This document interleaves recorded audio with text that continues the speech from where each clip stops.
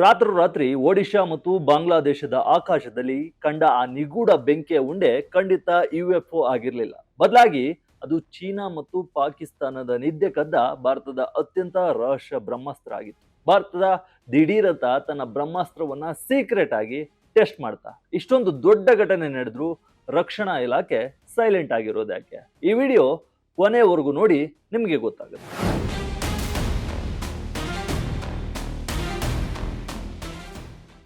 ವೀಕ್ಷಕರೇ, ಮೇ 8ರ ಸಂಜೆ ಒಡಿಶಾ, ಪಶ್ಚಿಮ ಬಂಗಾಳ ಹಾಗೂ ನೆರೆಯ ಬಾಂಗ್ಲಾದೇಶದ ಕರಾವಳಿ ಭಾಗದ ಜನ ಒಮ್ಮೆಲೆ ಆಕಾಶದ ಕಡೆ ನೋಡಿ ಶಾಕ್ ಆಗ್ಬಿಟ್ರು. ಯಾರ ಕಣ್ಣಿಗೂ ತಾವು ನೋಡ್ತಿರೋದು ಏನು ಅಂತ ನಂಬೋಕೆ ಆಗ್ತಿರ್ಲಿಲ್ಲ. ಆಕಾಶದಲ್ಲಿ ಒಂದು ಬೃಹತ್ ಗಾತ್ರದ ಕಾಮೆಟ್ ಅಥವಾ ಧೂಮಕೇತುವಿನ ರೀತಿ ಕಾಣೋ ವಸ್ತುವೊಂದು ಅತಿ ಸ್ಪೀಡ್ ಆಗಿ ಅತಿ ವೇಗವಾಗಿ ಚಲಿಸ್ತಿತ್ತು. ಅದರ ಹಿಂದೆ ಕಿತ್ತಳೆ ಮತ್ತು ಬಿಳಿ ಬಣ್ಣದ ಉದ್ದನೆಯ ತಿರುಚಿಕೊಂಡಿರೋ ಬೆಂಕಿಯ ಬಾಲ ಕೂಡ ಇತ್ತು. ನೋಡ್ತಿದ್ದಂತೆ ಕತ್ತಲಾಗ್ತಿದ್ದ ಆಕಾಶದಲ್ಲಿ ಆ ಬೆಳಕು ಹಾರಿ ಹೋಯ್ತು. ಕೇವಲ ಒಡಿಶಾ ಮಾತ್ರವಲ್ಲ, ಉಡಾವಣಾ ಸ್ಥಳದಿಂದ ಅಂದ್ರೆ ಲಾಂಚಿಂಗ್ ಪ್ಲೇಸ್ ನಿಂದ 100 ಕಿಲೋಮೀಟರ್ ದೂರದಲ್ಲಿರೋ ಬಾಂಗ್ಲಾದೇಶದ ಕಾಕ್ಸ್ ಬಜಾರ್, ಸೀತಕುಂಡದವರೆಗೂ ಈ ದೃಶ್ಯ ಸ್ಪಷ್ಟವಾಗಿ ಕಂಡಿದೆ. ಇದನ್ನ ನೋಡಿದ ತಕ್ಷಣ ಜನ ಮೊಬೈಲ್ ತೆಗೆದು ವಿಡಿಯೋ ಮಾಡಲು ಶುರು ಮಾಡಿದ್ದಾರೆ. ಕೆಲವೇ ನಿಮಿಷಗಳಲ್ಲಿ, ಕೆಲವೇ ಸೆಕೆಂಡ್ಗಳಲ್ಲಿ ಸೋಷಿಯಲ್ ಮೀಡಿಯಾದಲ್ಲಿ ಈ ವಿಡಿಯೋಗಳು ವೈರಲ್ ಆಗಿವೆ. ಇಂಟರ್ನೆಟ್ ನಲ್ಲಿ ಎಲ್ಲರದ್ದು ಒಂದೇ ಪ್ರಶ್ನೆ. ಆಕಾಶದಲ್ಲಿ ಕಂಡ ಆ ಬೆಂಕಿಯ ಉಂಡೆ ಏನು? ಅದು ಅನ್ಯಗ್ರಹ ಜೀವಿಗಳ ಯುಎಫ್ಒ ಆಗಿತ್ತಾ ಅಥವಾ ಉಲ್ಕಾಶಿಲೆಯ ಅಂತ? ಆದ್ರೆ ಆಕಾಶ ಯಾರ ಜೊತೆಯೂ ಯಾವುದೇ ಆಟವಾಡ್ತಿರ್ಲಿಲ್ಲ, ಗೇಮ್ ಅನ್ನ ಆಡ್ತಿರ್ಲಿಲ್ಲ. ಬದಲಾಗಿ ಅದು ಭಾರತದ ಡಿಫೆನ್ಸ್ ಹಿಸ್ಟರಿಯಲ್ಲೇ ಒಂದು ಬಹುದೊಡ್ಡ ಮೈಲಿಗಲ್ಲು. ವೀಕ್ಷಕರೇ, ಅವತ್ತು ಒಡಿಶಾದ ಆಗಸದಲ್ಲಿ ಕಂಡದ್ದು ಬೇರೇನೂ ಅಲ್ಲ, ಅದು ಭಾರತದ ಅತ್ಯಂತ ಶಕ್ತಿಶಾಲಿ ಸೀಕ್ರೆಟ್ ಮಿಸೈಲ್ ಲಾಂಚಿಂಗ್ ದೃಶ್ಯ. ಹಾಗಾದ್ರೆ ಮೇ 8ರಂದು ಭಾರತ ಯಾವ ಮಿಸೈಲ್ ಟೆಸ್ಟ್ ಅನ್ನ ಮಾಡ್ತು?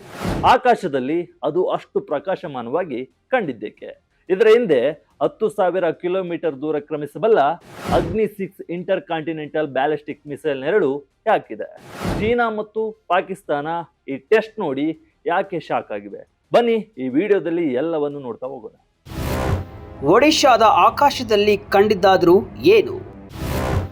ಸೂರ್ಯಾಸ್ತದ ಸಮಯದಲ್ಲಿ ಮಿಸೈಲ್ ಟೆಸ್ಟ್. ವೀಕ್ಷಕರೇ, ಮೇ 8ರಂದು ಸಂಜೆ 6:30ರಿಂದ 7:30 ನಡುವೆ ಒಡಿಶಾ ಕರಾವಳಿಯ ಚಂಡೀಪುರ ಬಳಿ ಇರೋ ಡಾಕ್ಟರ್ APJ ಅಬ್ದುಲ್ ಕಲಾಂ ದ್ವೀಪದ ಇಂಟಿಗ್ರೇಟೆಡ್ ಟೆಸ್ಟ್ ರೇಂಜ್ ನಿಂದ ಭಾರತ ಒಂದು ಬೃಹತ್ ಮಿಸೈಲ್ ಅನ್ನ ಯಶಸ್ವಿಯಾಗಿ ಸಕ್ಸಸ್ಫುಲ್ ಆಗಿ ಲಾಂಚ್ ಮಾಡಿದೆ. ಈಗ ನಿಮಗೆ ಪ್ರಶ್ನೆ ಬರಬಹುದು, ಮಿಸೈಲ್ ಲಾಂಚ್ ಮಾಡಿದ್ರೆ ಆಕಾಶದಲ್ಲಿ ಅಷ್ಟು ದೊಡ್ಡ ಬೆಂಕಿಯ ಬಾಲ ಯಾಕೆ ಕಾಣಿಸ್ತು ಅಂತ. ಡಿಫೆನ್ಸ್ ಎಕ್ಸ್ಪರ್ಟ್ಸ್ ಪ್ರಕಾರ ಇದೊಂದು ಟ್ವಿಲೈಟ್ ಫಿನಾಮಿನನ್, ಅಂದ್ರೆ ಸೂರ್ಯ ಮುಳುಗೋ ಸಮಯದಲ್ಲಿ ಅಥವಾ ಕತ್ಲಾಗ್ತಿರೋ ಹೊತ್ನಲ್ಲಿ ಒಂದು ಮಿಸೈಲ್ ಅನ್ನ ಲಾಂಚ್ ಮಾಡಿದಾಗ ಆ ಮಿಸೈಲ್ ಭೂಮಿಯ ವಾತಾವರಣದ ಅತಿ ಎತ್ತರಕ್ಕೆ ಹೋದಾಗ ಅಲ್ಲಿ ಇನ್ನೂ ಸೂರ್ಯನ ಬೆಳಕು ಇರುತ್ತೆ.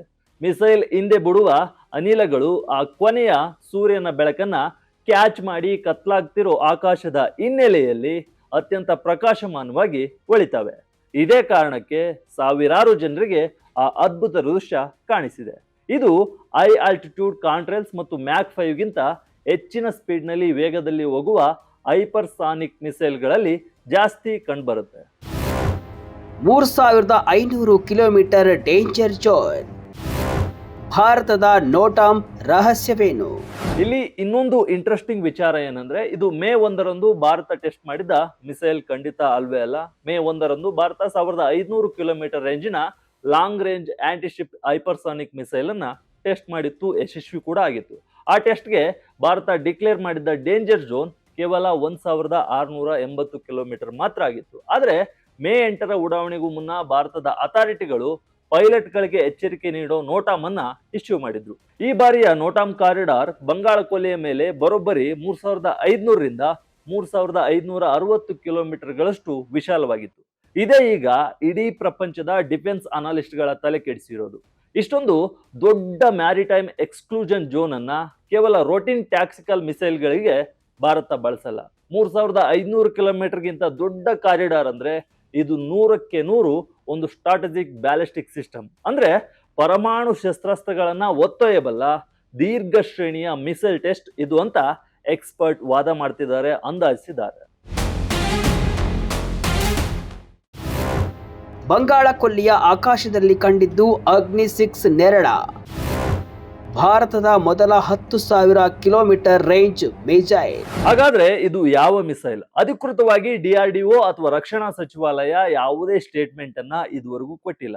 ಭಾರತ ಯಾವತ್ತೂ ತನ್ನ ರೋಟೀನ್ ಟೆಸ್ಟ್ ಗಳ ಬಗ್ಗೆ ಹೇಳ್ಕೊಳ್ಳುತ್ತೆ, ಅದ್ರ ಬಗ್ಗೆ ಅನೌನ್ಸ್ ಮಾಡುತ್ತೆ. ಆದ್ರೆ ಇಂತಹ ಹೈ ಪ್ರೊಫೈಲ್ ಸ್ಟ್ರಾಟಜಿಕ್ ಟೆಸ್ಟ್ ಗಳ ಬಗ್ಗೆ ಸೈಲೆಂಟ್ ಆಗಿರುತ್ತೆ. ಆದ್ರೆ ಈ ಟೆಸ್ಟ್ ನಡೆದಿರೋದು ಭಾರತದ ಮುಂದಿನ ಜನರೇಷನ್ ನ ಅತ್ಯಂತ ಭಯಾನಕ ಅಗ್ನಿ-6 ಇಂಟರ್ ಕಾಂಟಿನೆಂಟಲ್ ಬ್ಯಾಲಿಸ್ಟಿಕ್ ಮಿಸೈಲ್ ನ ಟೆಕ್ನಾಲಜಿ ಡೆಮಾನ್ಸ್ಟ್ರೇಟರ್ ಆಗಿರ್ಬೋದು ಅಂತ ಅಂದಾಜಿಸಲಾಗ್ತಿದೆ. ಓಪನ್ ಸೋರ್ಸ್ ರಿಪೋರ್ಟ್ಗಳು ಕೂಡ ಇದನ್ನೇ ಹೇಳ್ತಿವೆ.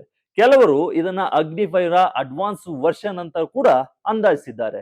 ಇದಕ್ಕೆ ಪುಷ್ಟಿ ನೀಡುವಂತೆ DRDO chairman Sameer V Kamath ಅವರು ಇತ್ತೀಚೆಗೆ ಅಷ್ಟೇ ಒಂದು ದೊಡ್ಡ ಸ್ಟೇಟ್ಮೆಂಟ್ ಅನ್ನ ನೀಡಿದ್ರು.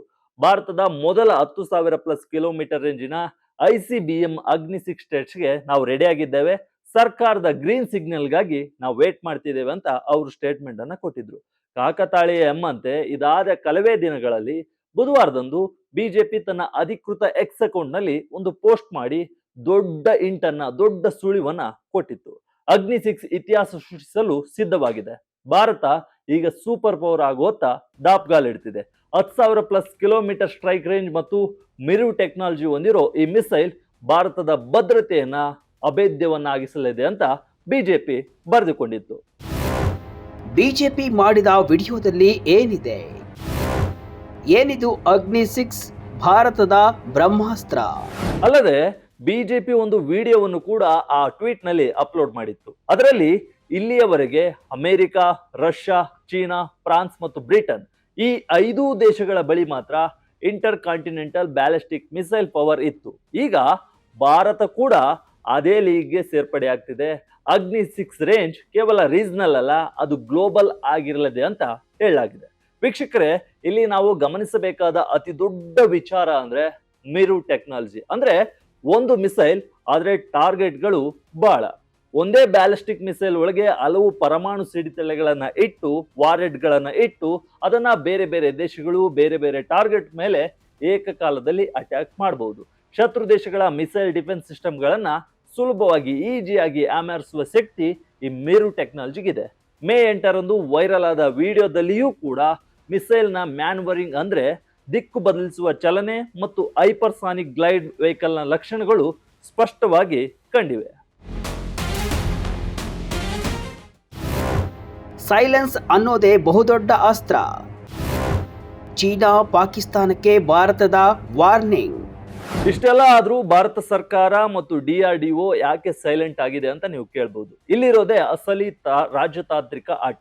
ಡಿಫೆನ್ಸ್ ಎಕ್ಸ್ಪರ್ಟ್ಸ್ ಪ್ರಕಾರ ಭಾರತ ಉದ್ದೇಶ ಪೂರ್ವಕವಾಗಿ ಪಬ್ಲಿಕ್ ಕಣ್ಣೆದ್ರು ಇಷ್ಟು ದೊಡ್ಡ ಲಾಂಚ್ ಅನ್ನ ಮಾಡಿ ಆಮೇಲೆ ಅದರ ಡೀಟೇಲ್ಸ್ ಅನ್ನ ಸೀಕ್ರೆಟ್ ಆಗಿ ಇಟ್ಟಿದೆ. ಇದನ್ನ ಡಿಟರೆಂಟ್ ಆಂಬಿಗ್ಯೂಟಿ ಅಂತ ಕರೀತಾರೆ. ಅಂದ್ರೆ ಶತ್ರುಗಳ ಮನಸ್ಸಿನಲ್ಲಿ ಒಂದು ಕನ್ಫ್ಯೂಷನ್ ಮತ್ತು ಭಯವನ್ನ ಹುಟ್ಟಿಸೋದು ಇದರ ಉದ್ದೇಶ. ಆ ಮಿಸೈಲ್ ನ ರೇಂಜ್ ಎಷ್ಟು, ಪೇಲೋಡ್ ಎಷ್ಟಿತ್ತು, ಅದು ಎಷ್ಟು ಸ್ಪೀಡ್ ನಲ್ಲಿ ಹೋಗುತ್ತೆ ಅನ್ನೋದು ಶತ್ರುಗಳಿಗೆ ನಿಖರವಾಗಿ ಗೊತ್ತಿಲ್ಲದೆ ಇದ್ದಾಗ ಅವರು ವರ್ಸ್ಟ್ ಕೇಸ್ ಸಿನಾರಿಯೋ ಅಂದ್ರೆ ಅತ್ಯಂತ ಕೆಟ್ಟ ಪರಿಸ್ಥಿತಿಯನ್ನ ಊಹಿಸಿಕೊಂಡು ಭಯಪಡಬೇಕಾಗತ್ತೆ. ಇದು ಬೀಜಿಂಗ್ ಮತ್ತು ಇಸ್ಲಾಮಾಬಾದ್ಗೆ ಭಾರತ ಕೊಟ್ಟಿರೋ direct message. Indo Pacific region ನಲ್ಲಿ ಚೀನಾ ಮತ್ತು ಪಾಕಿಸ್ತಾನ ತಮ್ಮ ನ್ಯೂಕ್ಲಿಯರ್ ಮತ್ತು ಹೈಪರ್ಸಾನಿಕ್ ಶಕ್ತಿಗಳನ್ನ ಹೆಚ್ಚಿಸ್ತಿರೋ ಈ ಟೈಮ್ ನಲ್ಲಿ ಭಾರತದ ಈ ಸ್ಟೆಪ್ ಬಹಳ ಕ್ಯಾಲ್ಕುಲೇಟಿವ್ ಆಗಿದೆ, ಸ್ಟ್ರಾಟಜಿಕ್ ಆಗಿದೆ. ಆಪರೇಷನ್ ಸಿಂಧೂರ್ ವಾರ್ಷಿಕೋತ್ಸವ. ಪಾಕಿಸ್ತಾನಕ್ಕೆ ಕೌಂಟರ್ ಕೊಟ್ಟಿದ್ದ ಡೆಲ್ಲಿ. ಇನ್ನು ಈ ಮಿಸೈಲ್ ಟೆಸ್ಟ್ ಆದ ಟೈಮಿಂಗ್ ಕೂಡ ಬಹಳ ಇಂಪಾರ್ಟೆಂಟ್ ಆಗುತ್ತೆ. ಇಲ್ಲಿ ಅನಲಿಸ್ಟ್ಗಳು ಹೇಳೋ ಪ್ರಕಾರ ಮೇ 6ರಿಂದ ಮೇ 9ರ ನಡುವಿನ ಈ ಲಾಂಚಿಂಗ್ ವಿಂಡೋ ಆಪರೇಷನ್ ಸಿಂಧೂರದ ವಾರ್ಷಿಕೋತ್ಸವದ ಅಂದ್ರೆ ಮೊದಲ ಆನಿವರ್ಸರಿಯ ಸಮಯದೊಂದಿಗೆ ಮ್ಯಾಚ್ ಆಗುತ್ತೆ. 2025 ಅಂದ್ರೆ ಕಳೆದ ಏಪ್ರಿಲ್ ನಲ್ಲಿ ಪಹಲ್ಗಾಮ್ ನಲ್ಲಿ ನಡೆದ ಉಗ್ರರ ದಾಳಿಯಲ್ಲಿ 26 ನಾಗರಿಕರು ಸಾವನ್ನಪ್ಪಿದ್ರು. ಇದಕ್ಕೆ ಪ್ರತಿಕಾರವಾಗಿ ಮೇ 7, 2025ರಂದು ಭಾರತದ 3 ಪಡೆಗಳು ಸೇರಿ ಪಾಕಿಸ್ತಾನ ಮತ್ತು ಪಾಕ್ ಆಕ್ರಮಿತ ಕಾಶ್ಮೀರದ ಒಳಗಿದ್ದ ಉಗ್ರರ ನೆಲೆಗಳ ಮೇಲೆ ಪ್ರೆಸಿಷನ್ ಸ್ಟ್ರೈಕ್ ಅನ್ನ ಮಾಡಿದ್ವು. ಆ ಆಪರೇಷನ್ ಸಿಂಧೂರ್ನ ಮೊದಲ ವಾರ್ಷಿಕೋತ್ಸವ ಈಗ ನಡೀತಿದೆ. ಈ ಹೊತ್ತಲ್ಲೇ ಭಾರತ ಈ ಹೈ ಪ್ರೊಫೈಲ್ ಸ್ಟ್ರಾಟಜಿಕ್ ಮಿಸೈಲ್ ಅನ್ನ ಟೆಸ್ಟ್ ಮಾಡಿದೆ. ಪ್ರಧಾನಿ ನರೇಂದ್ರ ಮೋದಿ ಅವರು ಪದೇ ಪದೇ ಭಯೋತ್ಪಾದನೆ ಮತ್ತು ಮಾತುಕತೆ ಎರಡೂ ಒಟ್ಟಿಗೆ ಸಾಗಲು ಸಾಧ್ಯವಿಲ್ಲ ಅಂತ ಹೇಳ್ತಲೇ ಬಂದಿದ್ದಾರೆ. 2019ರ ಬಾಲಾಕೋಟ್ ಏರ್ ಸ್ಟ್ರೈಕ್ ನಂತರ ಭಾರತದ ಡಾಕ್ಟ್ರಿನ್ ಕಂಪ್ಲೀಟ್ ಆಗಿ ಬದಲಾಗಿದೆ. ನಾವು ಕೇವಲ ಡಿಫೆನ್ಸ್ ಮಾಡಿಕೊಳ್ಳಲ್ಲ, ಕೆಣಕಿದ್ರೆ ಗಡಿಯಾಚೆಗೂ ನುಗ್ಗಿ ಹೊಡಿತೀವಿ, ಜೊತೆಗೆ ನಮ್ಮ ಬಳಿ ಲಾಂಗ್ ರೇಂಜ್ ನ ನ್ಯೂಕ್ಲಿಯರ್ ಮಿಸೈಲ್ಗಳು ಕೂಡ ಸೇಫ್ ಆಗಿವೆ ಅನ್ನೋದನ್ನ ಭಾರತ ಪಾಕಿಸ್ತಾನಕ್ಕೆ ಪರೋಕ್ಷವಾಗಿ ಎಚ್ಚರಿಕೆ ನೀಡ್ತಿದೆ, ವಾರ್ನಿಂಗ್ ಅನ್ನ ನೀಡ್ತಾ ಬರ್ತಿದೆ. ಭಾರತದ ಗಡಿಯ ಬಹುದೂರದ ಸೇಫ್ ಆದ ಜಾಗದಿಂದಲೇ ಪಾಕಿಸ್ತಾನದ ಕ್ರಿಟಿಕಲ್ ಇನ್ಫ್ರಾಸ್ಟ್ರಕ್ಚರ್ ಗಳನ್ನ ಧ್ವಂಸ ಮಾಡುವ ಕೆಪಾಸಿಟಿ ಭಾರತಕ್ಕಿದೆ ಅನ್ನೋದು ಈಗ ಪ್ರೂವ್ ಆಗಿದೆ. ಈಗ ಸೀಕ್ರೆಟ್ ಮಿಸೈಲ್ ಟೆಸ್ಟ್ ಪಾಕಿಸ್ತಾನವನ್ನ ಮತ್ತೊಂದು ಬಾರಿ ನಡುಗಿಸಿದೆ.